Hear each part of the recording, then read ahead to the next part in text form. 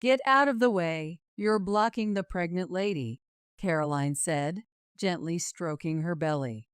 Her face held a mean-spirited expression that made you wonder, shouldn't pregnant women have a more gentle demeanor?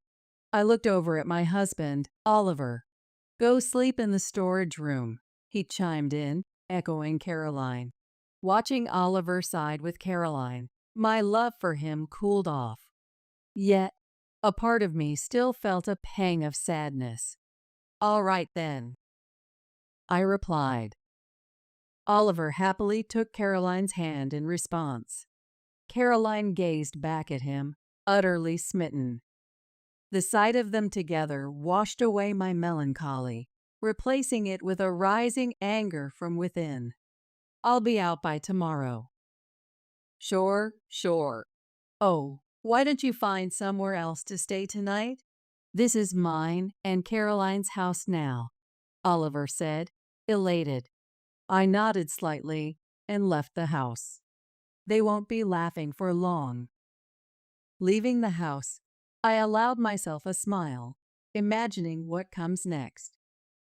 My name is Sophia, a 46-year-old housewife. Before marriage, I worked hard, but that was over 20 years ago. Now, I enjoy my days doing household chores and savoring coffee, just an ordinary middle-aged lady. My hobby is investing, which I've done since before I got married, recently enjoying significant dividends that allow for luxury hotel lunches and spa visits. Oliver, 43, is a salesman for a major company. He's definitely put on some weight, and honestly, his scent has become rather strong recently. But as a salesman at the top of his game, he sure has a way with words. Despite looking like a big, burly guy, I've always loved him. I've thought about encouraging him to lose some weight for his health, but there's a certain adorable quality to him that made me think maybe it wasn't necessary. We have a daughter together, Hazel. Hazel has inherited Oliver's facial features, and being slim, she has the beauty of a model. Not just in looks, but academically and athletically. She excels, bringing home top grades and being selected for national competitions, all while being humble and hardworking. Both Oliver and I dote on her, often to the point where others say we're overprotective. Oliver has a bit of a weakness for younger women, but he chose me, an older woman, and has always prioritized our family, so I've come to accept his occasional wandering eye. We lived in a second-hand apartment bought around the time Hazel was born, which has been aging, leading to discussions about increasing the maintenance fees. Amidst this, Hazel decided to do room sharing near her university. At the same time, my relatives offered us an uninhabited house to inherit, prompting Oliver and me to decide on rebuilding it and moving in. Little did I know that this move would lead to such a turn of events with Oliver. While our old apartment had 4 rooms, our new home has only 2. It's smaller than before, but designing it as a single-story home considering our elder years has made it very comfortable.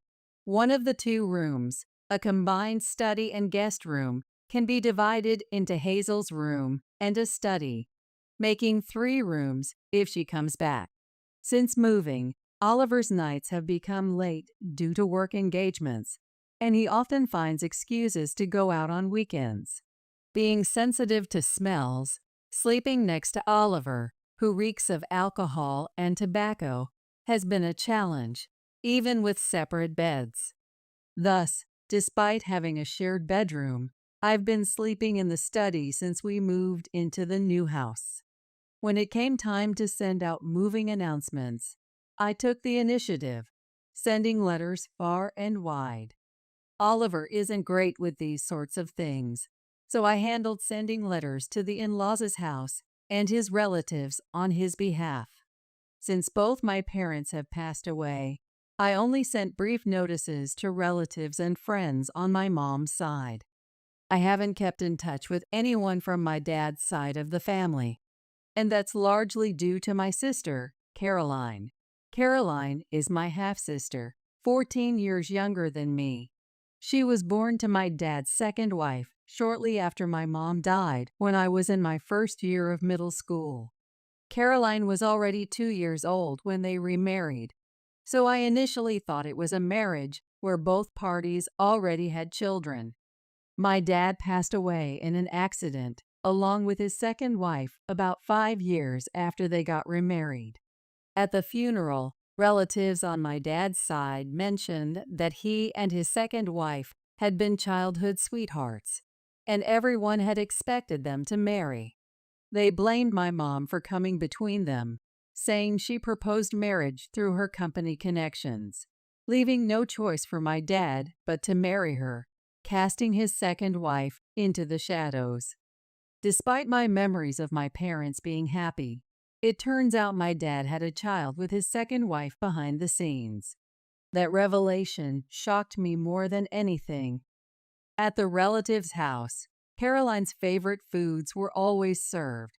She wore brand clothes, had the biggest room to herself, and was taken to any place she wanted immediately.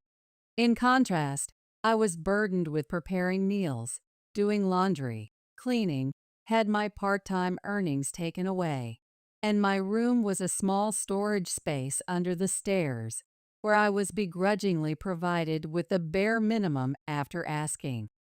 By the time Caroline reached the middle grades of elementary school, she had learned about my mom from relatives and had come to look down on me. I had to juggle multiple part-time jobs to finally move out of that house. With such experiences, it's no wonder I harbored no fond feelings for Caroline, and I hadn't told her about my marriage or having a child. A few weeks after moving in, I was enjoying a coffee when the doorbell rang. A man's voice said, "Delivery." The screen showed someone looking down. Wondering if Oliver had ordered something, I opened the door, and I was surprised by the person who was there. "Caroline, what are you doing here?" "It's been a while, sis. I just showed up." The person in front of me was indeed wearing the hat seen on the doorbell camera, but it wasn't a delivery person. It was my sister, Caroline. Caroline slipped past me, frozen in shock, and made herself comfortable on the sofa in the living room. I hurried after her and stood towering in front of her, looking down. "If you knew it was me, you wouldn't let me in, right? That's why I used a recorded voice from before." "That's awful, deceiving me like that." "Oh, scary." Caroline feigned fear at my raised voice, but it was clear she was acting, evidenced by her smiling face. "I've come back home." "What?" Confused by Caroline's nonsensical remark, I responded coldly. With a bright smile, Caroline began to explain her sudden visit. "Well, you never tell me where you are. I got married, but my husband's always on business trips, and it's boring. And when you get pregnant, it becomes harder to move around, right? Everyone said I should come and have you take care of me. Go back. I have no intention of dealing with you, let alone take care of you. But I've already come here planning to have you look after me, so it's impossible." I was frustrated with Caroline's unapologetic attitude. Hearing her mutter, "Thief's daughter," under her breath, my anger reached its peak. "Get out. I never want to see your face again." "What's all the noise about? It can be heard from outside." "Oliver, Surprised by Oliver's unexpected return, I was at a loss for words when Caroline stood up and went over to him. Then she wrapped her arm around Oliver's. Oliver didn't shrug her off and seemed pleased with her presence. "Oh, Caroline's here. Welcome." "Oliver, sis is being mean." I was thinking, wouldn't it be nice to stay with Oliver until the baby is born? But is that not okay? That's great. If you don't mind, you're welcome to stay as long as you like. I was stunned by the conversation between Oliver and Caroline. Not only that, but Caroline was clinging to Oliver, their proximity resembling that of lovers. Oliver, what's this all about? You see, Caroline's had it tough, hasn't she? Why be so harsh? Jealous of your cute sister? I felt despair at Oliver's words. I had told Oliver about my family situation before we got married. Yet, he said such things. Look, you're not using your bed in the bedroom anyway, so it should be fine, right? Really? I can sleep in the same room with you, Oliver? Sleeping next to you sounds like it'd bring sweet dreams. Oliver, really? Their conversation, like that of a close couple, gave me a headache. Ignoring me, the two of them went to the bedroom, still arm in arm, to put away their luggage. However, when they didn't return after a few minutes, a bad feeling led me to peek into the bedroom. There, I found them embracing each other. Living with you feels like a dream come true. The baby's happy, too, to live with Dad. Caroline's words filled me with despair. Oliver is Dad. What does that mean? Oliver, looking pleased, nodded while embracing Caroline. We should leave the sister to babysit and go on a date. She's only good for that. I watched them kiss through the tears, peeking through the door gap. From that day on, they treated me like a housekeeper. While obeying them, I began to gather evidence, little by little. I discovered more shocking truths about our household, leading me to consider divorce. One day, Caroline, sitting on my favorite sofa, summoned me. She spoke as if she owned the place. Get out of the way. I'm pregnant, Caroline said, gently rubbing her belly. Shouldn't pregnant women look more compassionate? Caroline's face was filled with malice. I looked at Oliver. You should sleep in the warehouse, he said, agreeing with Caroline. Seeing Oliver side with her, my love faded. Still, I felt a bit sentimental. All right then. Oliver happily took Caroline's hand in response. Caroline looked at Oliver adoringly. At that moment, my sentimental feelings vanished, replaced by anger from the bottom of my heart. I'll be out by tomorrow. Yeah. Oh, why don't you find somewhere else to stay tonight? This place is now mine and Caroline's. I nodded slightly and left the house, thinking they won't be laughing for long. After leaving, I smiled, imagining what comes next. I stayed in a hotel, planning my next steps. I arranged for movers to come the next day and planned to go to the office early before heading home. Excited about the future, I had trouble falling asleep that night, but feeling liberated, my heart felt lighter. The next day, I went as planned to get the divorce papers and headed home. The movers were already there, looking confused. They said the house was empty when they arrived, with just one cardboard box left at the entrance. At the entrance was indeed a small cardboard box with a note saying, "Please take whatever you want." Inside were my treasured books and cosmetics tossed carelessly, with books damaged and pages torn. At the very back was Oliver's wedding ring, fueling my rage.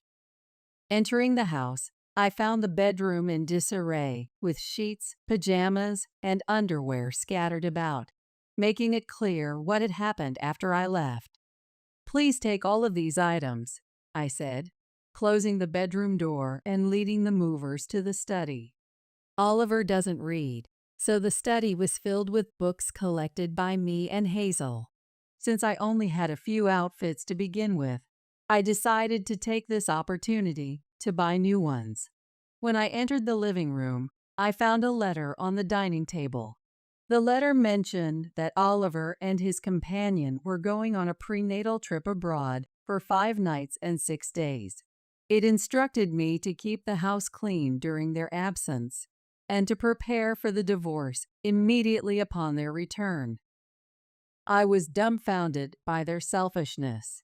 However, this made my plan much easier to execute, so I secretly thanked them in my heart. After having the movers take all my belongings, I removed my wedding ring and left it in the kitchen. Leaving the ring behind, I exited my home. I debated over where to move, but ended up buying a place near Hazel's University that happened to be for sale. The new house was very comfortable, and I enjoyed my solitude for the first time in a while. On the day of their return, my mobile phone kept ringing incessantly. I knew who it was without even looking at the screen. Without diverting my eyes from the book I was reading, I answered the call. Yes, yes. What the hell is this about? Oliver blurted out without any greeting, his voice frantic. The reason was clear, but I responded casually. What do you mean? Don't play dumb. The house. The house is gone. I couldn't help but laugh out loud at Oliver's statement, hearing him panic on the other end. After my laughter subsided, I replied to Oliver, Why? Well, it's my house, so if I'm not living there, I don't need it, right? We were living there. What about our stuff? Don't worry. I've kept everything as is in a storage unit. I'll send you the location and the PIN in a message. Don't mess around. Bring everything back now. Give us our house back. That's funny. The land and the house are in my name. I used the money I made from investments to build it. Not a dime from you. It seemed Oliver finally remembered the circumstances under which the house was built. When we were deciding whether to remodel or rebuild, Oliver said he had no money and told me to do whatever I wanted with my own money. So, I took care of everything from the paperwork to the payments, building the house to my liking. But Oliver, seduced by Caroline, had completely forgotten about that. Please, it's for your niece or nephew that's about to be born. Find us a house. It's unfair to Caroline. My niece or nephew? I'd love to meet someone who can adore the child of the husband who cheated on them. What are you saying? Did you think I wouldn't notice? Oliver had believed he hadn't been caught, but his confident demeanor quickly changed. I pressed on. I've been aware of your affair with Caroline since the day she barged into our house, and I've been collecting evidence since then. Evidence? The baby camera Caroline had me buy. It's been recording. You didn't notice, did you? Oliver let out a small sound. The baby camera was the first thing Caroline demanded when she settled in. She had already done her homework and requested a high-end camera that cost $1K. Of course, I initially refused, but after being yelled at by Oliver, I reluctantly bought it. However, the camera setup was left entirely to others, and neither Oliver nor Caroline had touched the camera since its purchase. So, I secretly activated it, capturing everything in the bedroom. True to its price, it even captures clear images in the dark, including both of you in bed and what you were doing under the covers. Snooping around like that is in poor taste. I was merely testing the capabilities of the baby camera. Still better than a man who cheats with his wife's sister, I'd say. Oliver seemed unable to respond.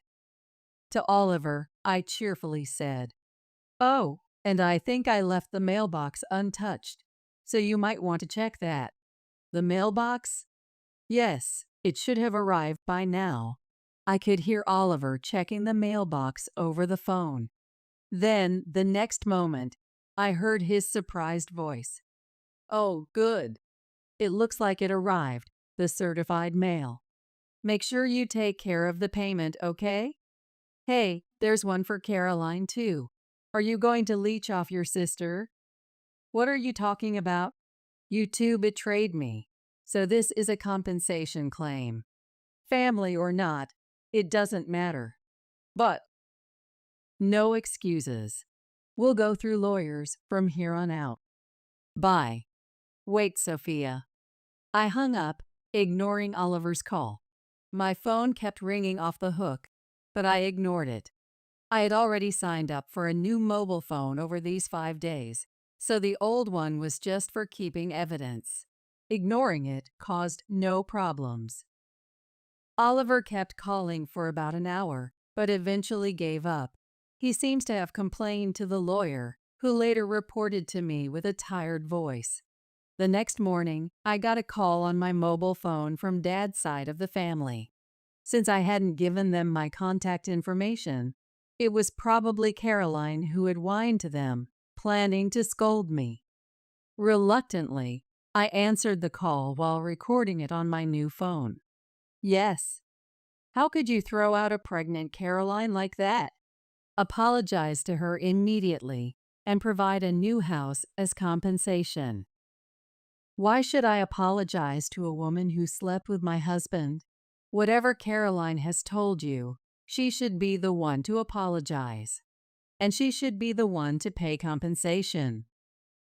This is why the daughter of a thief. Right. Just like the child of a dad who betrayed mom and had a child with his affair partner. You end up with someone weak-minded enough to sleep with her half-sister's husband, growing up just as poorly. Oh, and please tell Caroline to stay away from me from now on. Though, I doubt she'll have the luxury to do so. The relative was still complaining, but I hung up. Feeling surprisingly refreshed after venting everything I had been holding back. I contacted the lawyer to summon Caroline and Oliver. I wouldn't close this chapter of revenge until I saw their frustrated faces. The meeting at the law office then took place. Before me were Caroline, looking sulky, and Oliver, appearing disgruntled. It seemed they hadn't learned their lesson, even after all that had been said. I never thought my sister would turn out to be such a miser. I'm shocked. If I knew she was so greedy, I wouldn't have married her. I was deceived. Hearing Caroline and Oliver's self-centered comments, I moved beyond anger to sheer disbelief. I laid the divorce papers in front of them and also presented another document, a marriage registration form. As for the compensation, I might consider reducing it if you sign this. If signing this is all it takes to reduce the amount, then give it here, Oliver said, snatching the pen from me to sign. Caroline also signed, laughing. I put the documents in a file and then smiled brightly. I'll make sure to submit this to the office. Did you forget, sis? I'm already married. It won't be accepted anyway. Well, don't worry. You're single now. Huh? Caroline looked at me with a dumbfounded expression. I rephrased it for her, making it easier to understand. Yesterday, the divorce mediation finalized our divorce. I didn't know about that. Well, you threw away the mail without checking it. There were several letters, orders to appear in court. I got a message from your husband saying the divorce was finalized, and now he's filing to deny paternity of the child. That can't be. While Caroline stood there dumbfounded, Oliver seemed oddly pleased. No wonder, since he could marry Caroline until after her remarriage prohibition period ends. To Oliver, who seemed quite content, I smiled sweetly. It must be tough for you, having to support a child that isn't yours. What? The child in her belly is mine. Oh, you didn't know. Poor thing. The child Caroline is carrying is actually from her real boyfriend at the club. Club guy? When Oliver turned to Caroline with force, she awkwardly looked away, indicating my statement was true. Seeing this, Oliver's face turned pale, realizing the truth. Good luck with the compensation payment and raising someone else's child. I know it'll be tough. Sophia, let's start over. I was wrong. After all, there's Hazel. As Oliver changed his tune, the door to the lawyer's office burst open, and a woman walked in. Oliver turned pale the moment he saw her. Hazel? Dad, you're the worst. Hurting Mom like that. I'm cutting ties with you. From now on, I'll live with Mom. You and that loose woman can just disappear. Hazel had never spoken so harshly before, leaving Oliver frozen in shock. Meanwhile, Caroline, insulted, was red-faced and trembling. Who are you calling loose? Sleeping with someone other than your husband, than my husband, and also your real boyfriend from the club. Which part of that isn't loose? Are you insane? Hazel's fierceness left Caroline speechless. I delivered the final blow to Caroline. Just so you know, he's frugal but never manages to save money because he spends it all on young women.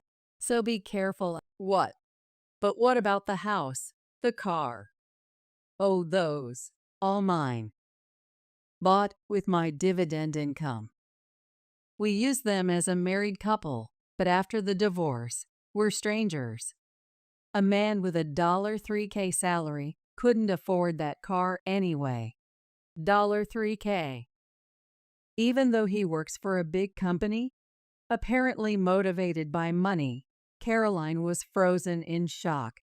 Oliver, too, was looking down, embarrassed by the revelation of his low salary. Well, good luck with everything. I said that and left with Hazel, entrusting the rest to the lawyer. The dinner I had with Hazel that night was genuinely enjoyable and delicious, the best we had in a long time. Later, I filed the divorce papers. When Caroline's remarriage prohibition period ended, I also submitted Oliver and Caroline's marriage registration. The witness section was signed by me and Caroline's ex-husband. Oliver was fired for repeatedly cheating with Caroline during work hours and misappropriating travel expenses for their affairs. Now he's struggling, working part-time jobs to make ends meet. Caroline seems to be taking care of the child, but cries daily, having been dumped by her club boyfriend once the money ran out, unable to tolerate her unbearable personality. Caroline admitted she targeted Oliver because she couldn't stand that I got married and had a child before she did, wanting to ruin it. She thought she could get money from both her ex-husband and Oliver by claiming the child was Oliver's and leave the care to me while she visited her club boyfriend. After all this, even her relatives have abandoned her, forcing her to reluctantly take up part-time work, which didn't last long due to her attitude. Now, she, Oliver, and the baby live cramped together, barely scraping by. Hazel is enjoying her university life. I was surprised to learn her roommate was her same-sex partner, but seeing Hazel happy made me think it was all right. As for me, I continue to live off my dividend income. After the divorce, I've been in touch more with Caroline's ex-husband, who's been asking me out to dinner. It seems that Caroline and her ex-husband were married through their parents' introduction, pushed heavily by Caroline herself, I later learned. Yet, I wonder why she was dissatisfied with him, to the point of curiosity. I received a message from him earlier on my mobile phone, saying he has something important to discuss, making me feel somewhat restless today.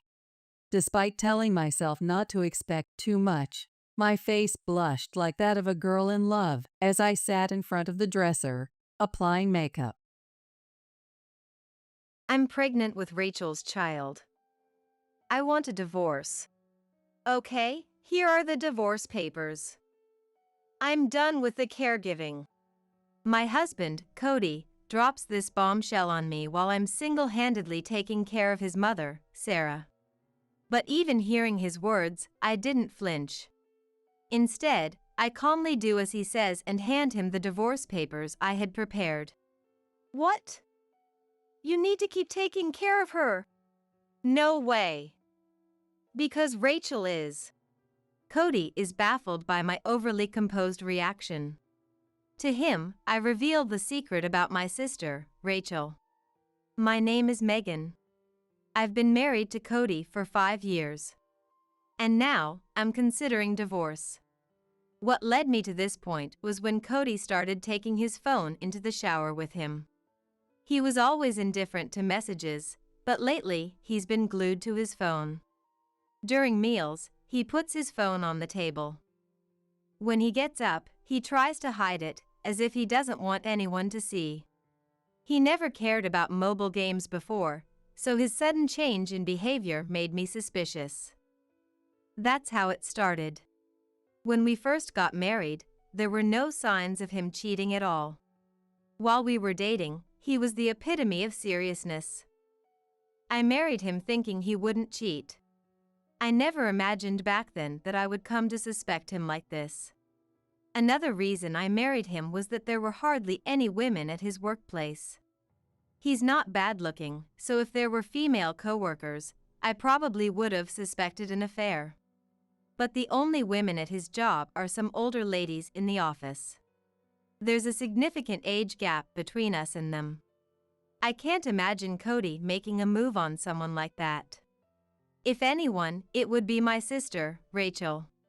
When I was in elementary school, Mom remarried and we started living with Rachel and her family. She's Dad's daughter, and we don't get along. Rachel has always been selfish, looking down on me for everything. There were times when I rebelled against her and the house was filled with animosity. But she has a way with words, a genius at making men go crazy for her. Dad never questioned anything she said, and Mom doted on Dad, so I had no allies in the house. Rachel will do anything to make herself look good. Even if she insults me or treats me horribly, as long as it benefits her, that's all that matters. She doesn't care what happens to anyone else. She is that kind of person. I try to empathize with others' pain, so her arrogant attitude disgusted me. Rachel must be lonely without any sisters, so she's taking it out on you. Forgive her. She'll realize how kind you are someday. Mom would always say when I complained about her, convincing me to be patient. Mom absolutely adored Dad. So much that she was blind to everything else around her. Dad skillfully deceived Mom like that and cheated on her with multiple women.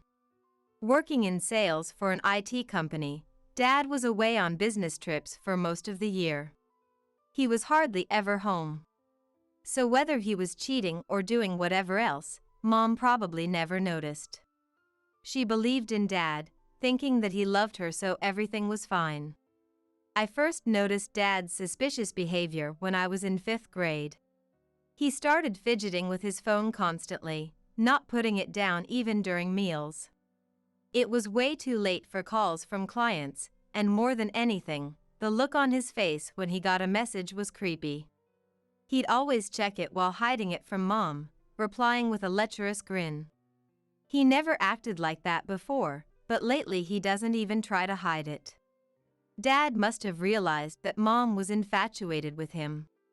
Out of curiosity, I peeked at Dad's phone and saw a list of secret meetings and date plans with women I didn't know. Seeing that, I despised Dad from the bottom of my heart.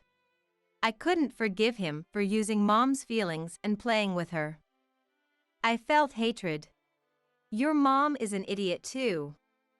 Do you really think a guy like Dad would be satisfied with such a plain woman? Rachel had noticed Dad's behavior. She knew why Dad married Mom and said something shocking to me. Dad married your mom because he wanted a convenient woman. Your mom is a good cook and housekeeper. For Dad, who has no money problems, he gets someone to look after the kids and can make time for himself too. That woman was used just for that. How ironic, Rachel said mockingly, and anger welled up inside me. Mom respected Dad, and she put effort into cooking because she wanted his approval. I supported Mom for working hard for the person she loved and wished for her happiness. This father and daughter so easily trampled on Mom's feelings and toyed with her. I couldn't forgive that. I told Mom about it, but she seemed to be completely brainwashed by Dad. She wouldn't listen to me at all. Instead, Mom yelled at me.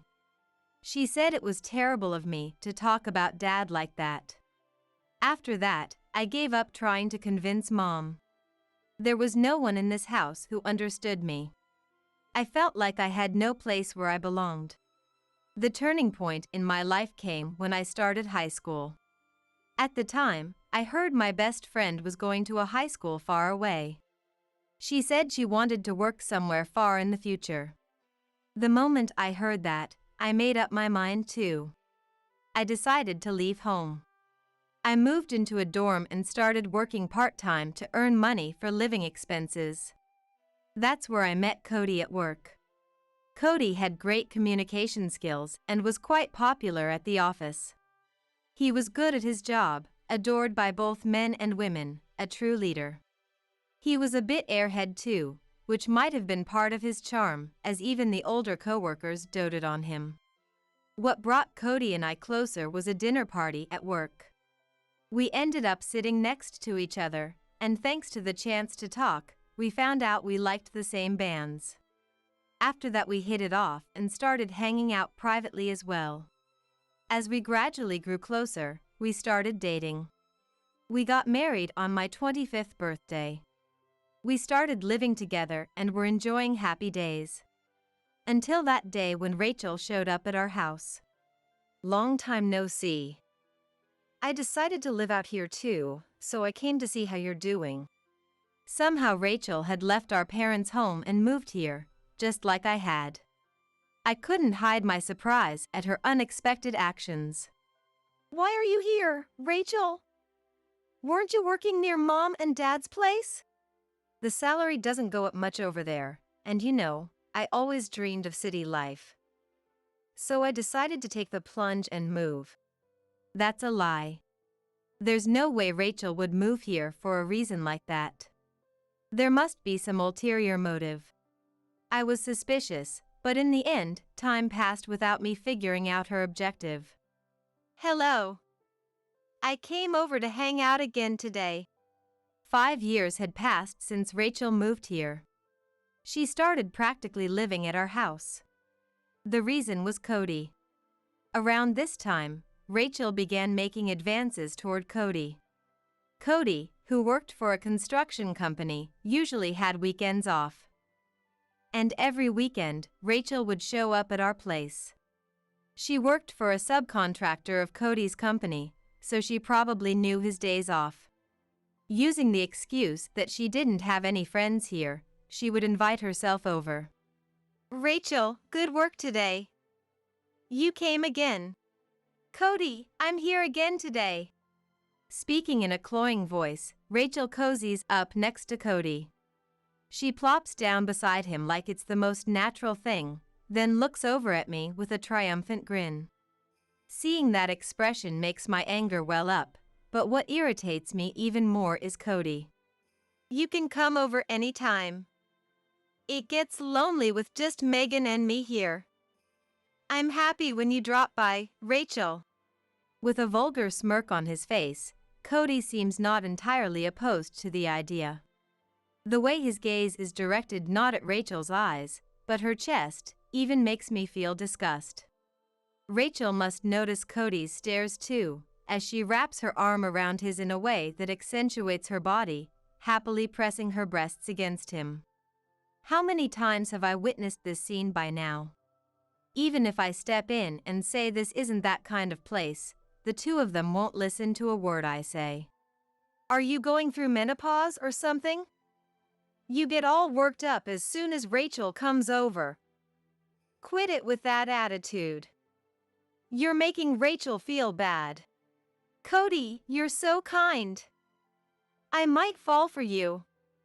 But it's okay. I'm sure Megan is just jealous seeing you be so nice to me. Even though we don't have that kind of relationship.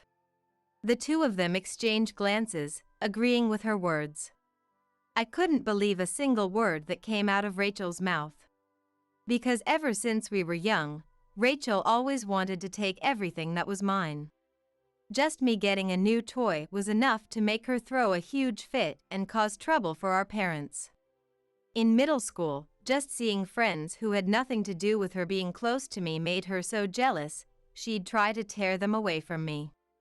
Just me having something she didn't was enough to make Rachel feel inferior and try to take it from me. It was a bad habit of hers. And now, that same sister was coming over to our house nearly every weekend. I couldn't help but feel anxious. And it was around that time when Cody started carrying his phone with him everywhere, not letting it out of his sight, even taking it into the bathroom. Just like Dad used to. Intuitively, I felt he was cheating. That premonition crossed my mind. But even if I wanted to look into the truth, I couldn't find the time. The reason was that I had to take care of my mother-in-law, Sarah. Cody had asked me to care for Sarah in between my work. Mom is on a wait list for a care facility, so until she gets a spot, I need you to look after her. Why? Did you forget all the things Sarah used to say to me? My relationship with Sarah wasn't that great. At the beginning of our marriage, we got along decently, but Sarah had quite a meddlesome personality and would frequently come over to our place. I guess she was lonely after my father-in-law passed away early. Thanks to that, Sarah and Rachel also got to interact a lot. The two of them would hit it off and get all excited together right in front of me, while I'd be busy making food to entertain the three of them, not even able to take time for myself. It became too much to bear, so I begged Cody to have Sarah visit less often. When Cody conveyed that to Sarah, our relationship soured from there. Sarah started berating me, saying she was just coming to check on me out of concern. Not even considering how I feel and treating me so coldly. The moment I heard Sarah's words, I thought there was no way I could build a good relationship with this person. So I started avoiding Sarah. After brushing me off so coldly like that, now you suddenly want me to take care of her? Do you really think I can happily look after Sarah? So what? You're just going to neglect Mom? I'm out working from morning till night, and I'm the breadwinner of this household. If you're going to selfishly disregard Mom like that, then wait until you earn as much as I do before complaining. Then I'll quit my job and take care of Mom myself. I couldn't argue back. Even with remote work, I only make $3,000 a month. Cody makes over $8,000. It would be hard to match his salary the way things are now. And it's true that I have more time flexibility than he does. Unable to find the words to refute him, I reluctantly agreed to take care of Sarah. And so began my days of juggling work and caregiving. This life was more hellish than I ever imagined. Around this time, Sarah needed physical assistance and had also developed mild dementia. Giving advance notice was important, and sudden changes were difficult for her to handle. She would throw tantrums and lash out. She remembered the past well, so every time she saw my face, she would yell at me, repeatedly screaming to call Rachel instead of me. Someone heartless like you shouldn't have been Cody's wife. It should have been a girl like Rachel. I can't believe you have the nerve to show your face here. Every time she said that, it left deep wounds on my heart. I lost count of how many times I felt hatred toward Sarah. But there were also times when she wasn't like that and would express gratitude. She tearfully apologized for her wrongs and calmly explained why she had come over to our house so much. You see, Cody has always had a habit of putting on a nice face for people. He seemed happy after marrying you, but you two never had kids, right? I was worried he might be fooling around with other women, so I ended up coming to keep an eye on him.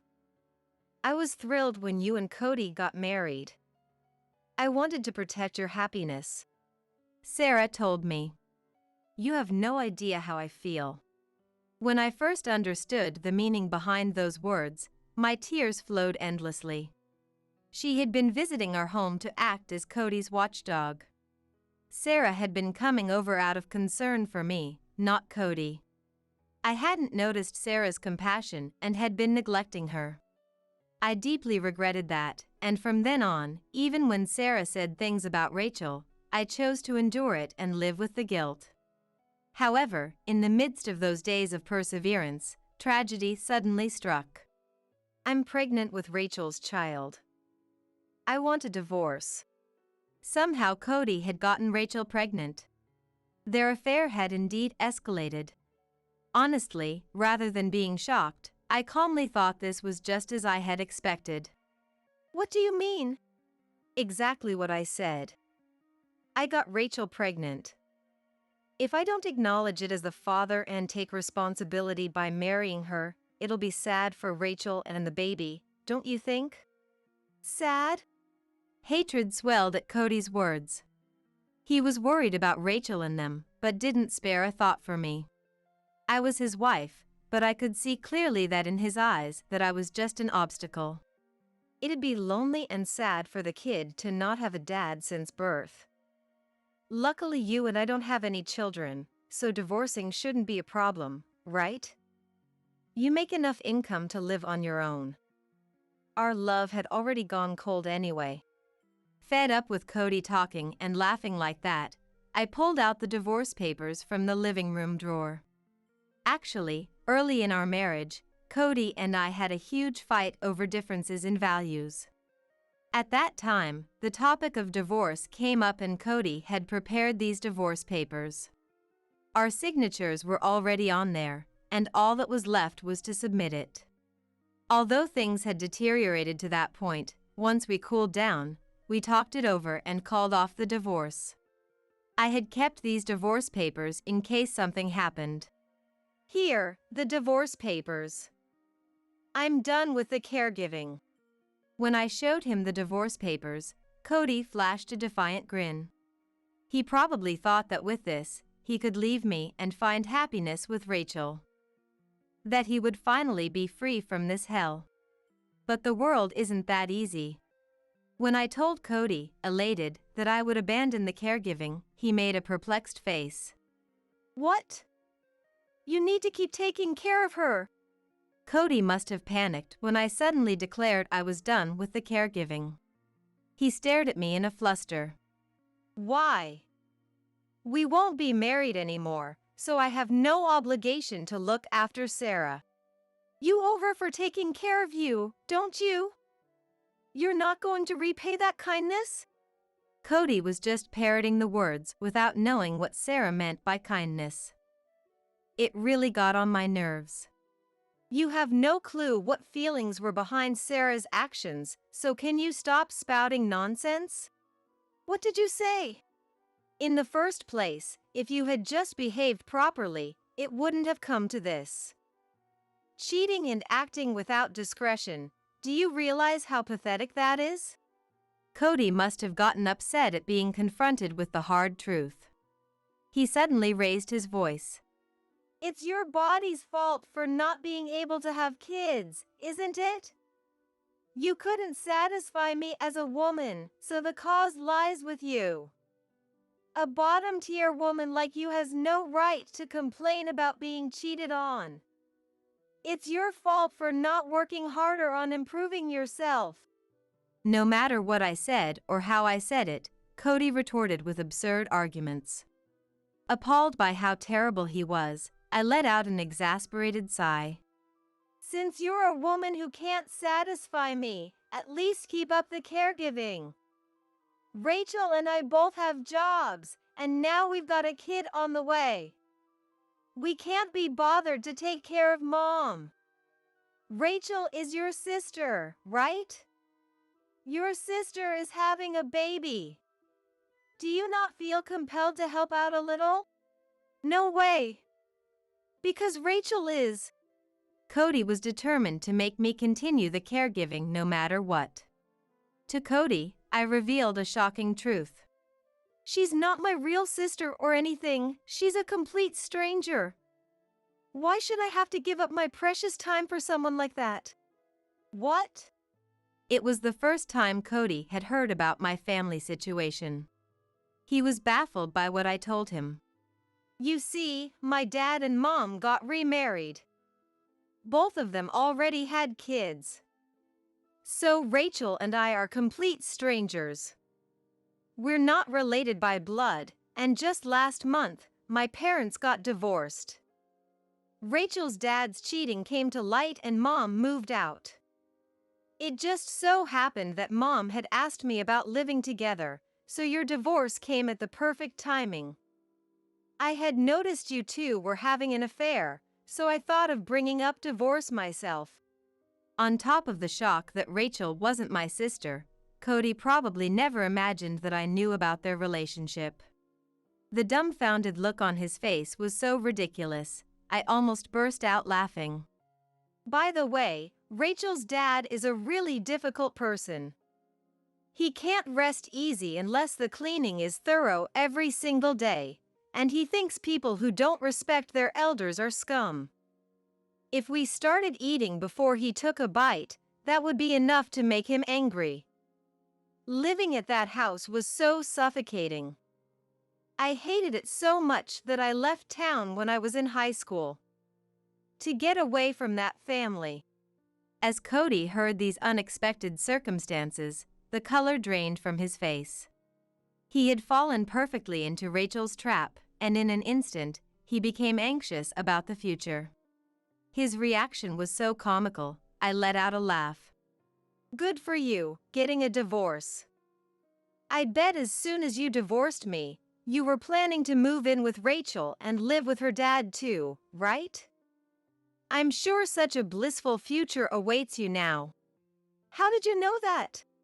Even if he could imagine living with Rachel, how did I foresee her dad getting involved? The answer is simple. I had thoroughly investigated the two of them. I hired a private investigator with my savings and requested an investigation into them. Of course, I had them look into Rachel and Cody, and also Rachel's dad. And then I found out that Rachel and Cody had even made arrangements to live with her dad. Not knowing what kind of person Rachel's dad was, Cody agreed to living together so Rachel wouldn't dislike him. The reason Rachel had been coming on to Cody was because she wasn't confident about living with her dad alone. She knew that her dad was an incredibly difficult person. I wonder why. Why don't you try to figure it out yourself? Oh, that's impossible. If you had the brains to think it through, you wouldn't have so easily agreed to this cohabitation proposal. You little... Provoked, Cody's anger must have swelled. As Cody looked ready to raise his fist at any moment, I pulled out my phone and immediately pointed the camera at him. Go ahead and hit me if you want. I'll just take that evidence straight to the police. If that happens, forget remarrying Rachel. What do you think her dad will say? I feel bad for your unborn kid. If they find out their dad is a criminal, they might get bullied at school. Damn it. Cody doesn't have the guts. As soon as he heard the word police, he lowered his fist, glaring at me while biting his lip in frustration. Let me tell you one more thing, poor Cody.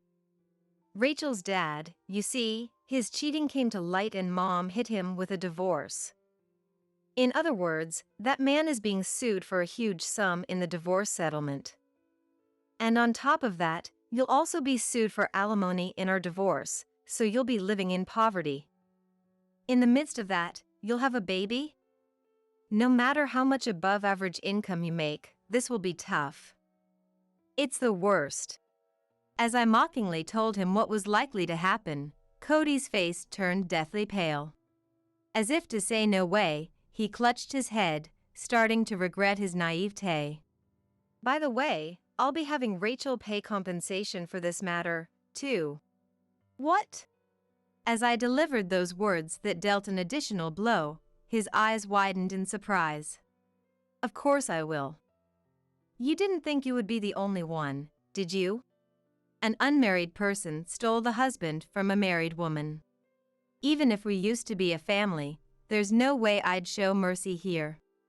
I really can't fathom how he thought as long as he was the only one to sacrifice himself, everything else would be fine. Rachel has put me through hell up until now, so I have to properly collect what's due. From now on, you'll have to take care not only of Sarah, but Rachel's dad and Rachel herself. In fact, you'll be saddled with repaying alimony for 3 people every single day. What a living nightmare. I'd absolutely hate being in that kind of hell. You would have been much smarter to apologize to Rachel, give up, and walk through life with me. Hearing those words, Cody probably thought if he apologized, I would help him. He rushed to my feet and began apologizing while crying. Can't you do something? I never thought it would turn out like this. Cody regretted his naivete and was desperately trying to somehow retract the divorce. But that won't work on me. I lost any affection for Cody ages ago. Can you give up? I can't even stand to look at your face anymore. I'm filled with happiness finally being able to leave you. Thanks to your indiscretions, it looks like I can tack on extra compensation in the divorce settlement. I'm truly grateful. I'm a free woman. Right now, I'm overflowing with a sense of liberation. As I rejoiced in this happiness with my arms spread wide, Cody, not knowing when to quit, grabbed the hem of my pants. Please, he begged. Don't say that and reconsider. At this rate, my life going forward will be a living hell. Not my problem. I dismissed Cody's pleas with cold words. When I was going through hard times, he only prioritized himself and never once considered my feelings. The resentment and hurt from that time will never disappear. I absolutely won't let it be like it never happened. Those feelings must have shown in my eyes. When Cody looked me in the eye, he flinched and pulled away from my feet, retreating. Whatever you do or whatever happens to you has nothing to do with me. It's your own responsibility, right? Don't come to me for help with that. Just talking to you like this is unpleasant for me. I don't want to see your face, and I hate even breathing the same air as you.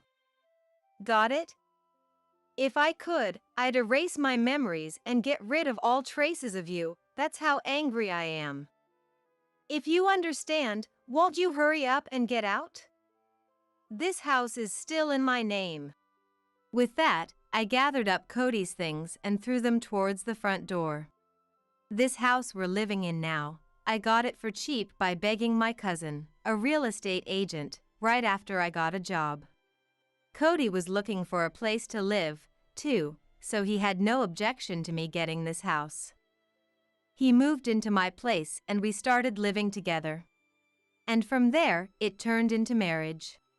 After apologizing this much, what's with that attitude?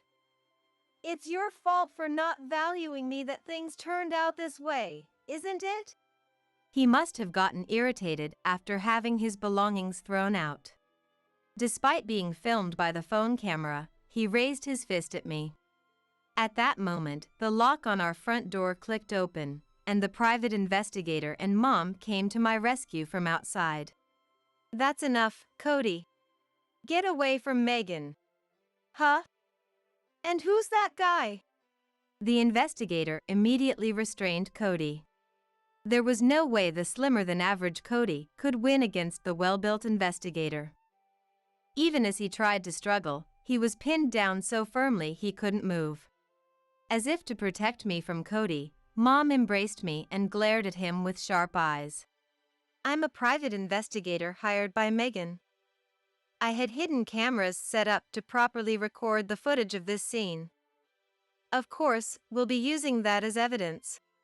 Hearing about the cameras, Cody regained his composure, a look of despair on his face. I was worried my phone alone wouldn't be enough, so I had them set up in advance. Thanks to that, we had evidence of the assault and witnesses too. Cody's life was completely over, and he realized that, at a loss for words.